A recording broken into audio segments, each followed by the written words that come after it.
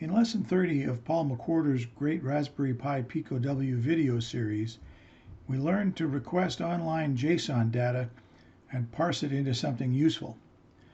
I was able to request JSON weather data from openweathermap.org and parse that data into a small weather report displayed on the ssd1306 OLED. Admittedly, the report was all text and it was a little boring. So I thought it might be interesting to dress up the weather report with some weather icons. Here's what I've learned so far about ssd1306 graphics and how to animate them. As you may know, the ssd1306 display is 128 pixels wide and 64 pixels high. You may also know that many ssd1306 displays have a built-in colored mask that makes lines 0 to 15 appear yellow and the remaining lines appear blue. The graphics in this demonstration will all be positioned to avoid the yellow band. Regardless of the colored mask, the ssd1306 display is actually monochrome, so the graphics we create will have to be black and white and 1 bit per pixel. Also, we're going to make the graphic narrow enough that it can share the screen with some text on, for example, the weather report. So a monochrome 50 pixel by 50 pixel bitmap should be fine. The question now is how to get the image into our MicroPython program. The ssd1306 library provides a series of commands which facilitate loading binary image data into the display 1 byte at a time using 1 bit per pixel. Image data is initially loaded into a 128 by 64 pixel section of SSD memory that is not visible to the user. Think of this as background memory. Executing the show command transfers the image data from this background memory to the visible or live display.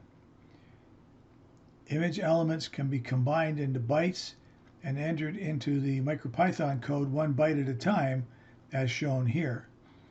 But as you can imagine, this is pretty tedious for all but the smallest image. Even our little 50 by 50 graphic has 2,500 pixels. That's going to be over 300 bytes of data to calculate and enter by hand.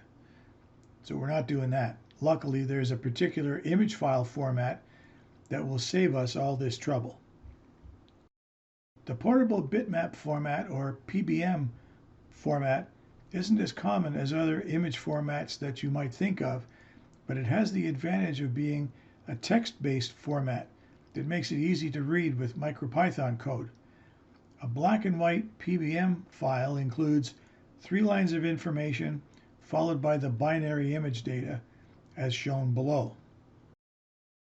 The first line can be a variety of things. P4 is what we're after. It indicates that this is a black and white 1 bit per pixel bitmap image. What follows is the image width and the image height. After those 3 lines, the 4th line is the actual image data.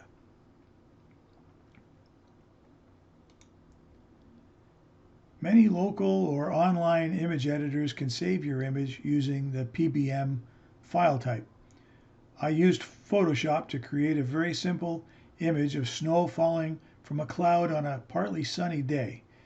I then saved that image in a file as a monochrome 1 bit per pixel bitmap using the PBM file type. Let's look at some MicroPython code that reads that file and displays the image on the ssd1306. This is a pretty small program. It starts with the usual imports. We bring in I2C and pin because we're using the I2C bus. ssd1306 underscore I2C because we're connecting the OLED to the Pico using the I2C bus. Time because we might want to sleep.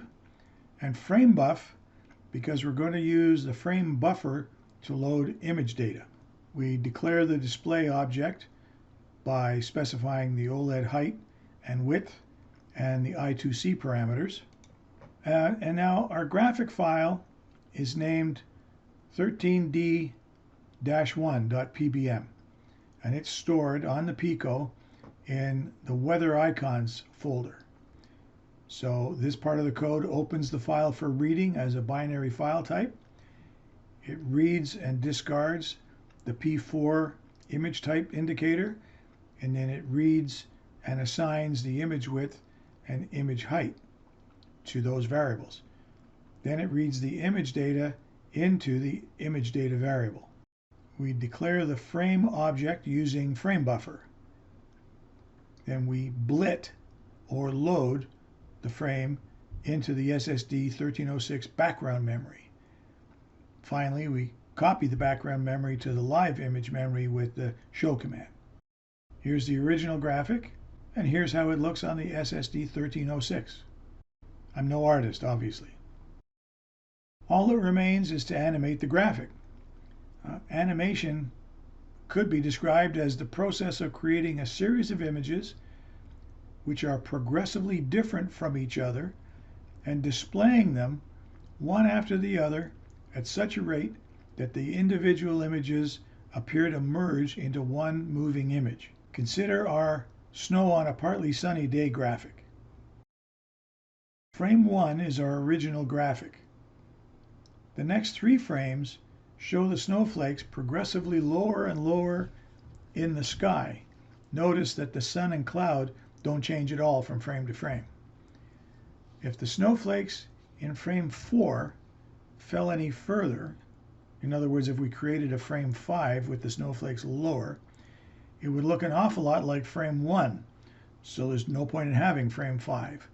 We should be able to loop back to frame 1 and display these 4 frames over and over and over to create the appearance of falling snow. Let's look at some code. Our imports are the same as before. I2C and pin because we're using the I2C bus. ssd1306 underscore I2C because we're using the OLED on the I2C bus. Time because we're going to sleep, and frame buff to load the data. We declare the display object by specifying the OLED height and width and the I2C parameters. We're going to be reading 4 image files. That's best done in a function. We don't waste a lot of time writing the code over and over again. We declare an empty list which will hold the image data for each frame.